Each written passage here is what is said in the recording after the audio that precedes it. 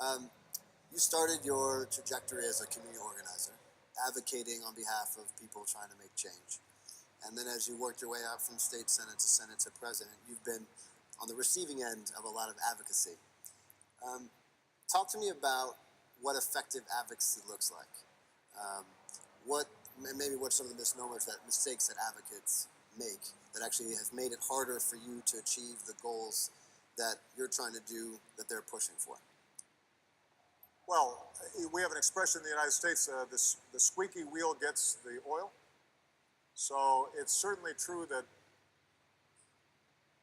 politicians and governments respond to people making some noise and making demands, and sometimes if certain groups have not been heard before, they have to get the attention of those in power. But I think the biggest mistake sometimes that is made by activists, and when I was an activist, sometimes I made this mistake, is once you've gotten the attention of people in power, then you have to engage them and have sensible ideas for what we're going to do about the problem that you've identified. So you've got to do your homework, and you have to have facts. And you have to be willing to compromise and not expect that you're going to get 100% of what you want, because at least if you're in a democracy, then your demands may clash with the demands of someone else.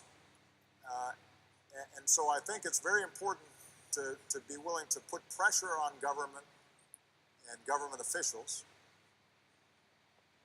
and draw attention to issues, but it's also important to have concrete solutions that you're proposing, and to be able to take half a loaf if you can't get a whole loaf, and then try to make more progress after that.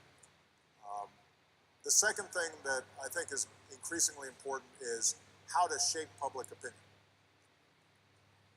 What's changed most drastically in I think, government and politics and social movements over the last 20, 30 years is just the nature of the internet and social media and how fast it moves. And some of it is very good and some of it's not very good. It is very important, I think, for progressives and people who are interested in issues like climate change or inequality or the environment or whatever it is that you care about, to find effective ways to speak to the public and to change public opinion. Abraham Lincoln used to say that with public opinion, there's nothing I cannot do, and without public opinion, there's nothing I can do. And I've learned that firsthand myself. So shaping public opinion in this internet age, finding ways in particular to speak to young people who are getting all their information off a phone and will not, sit down and read a 50-page report. You may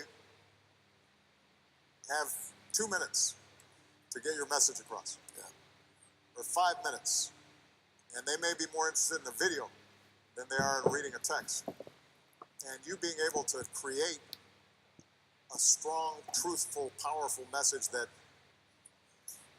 leads them to action.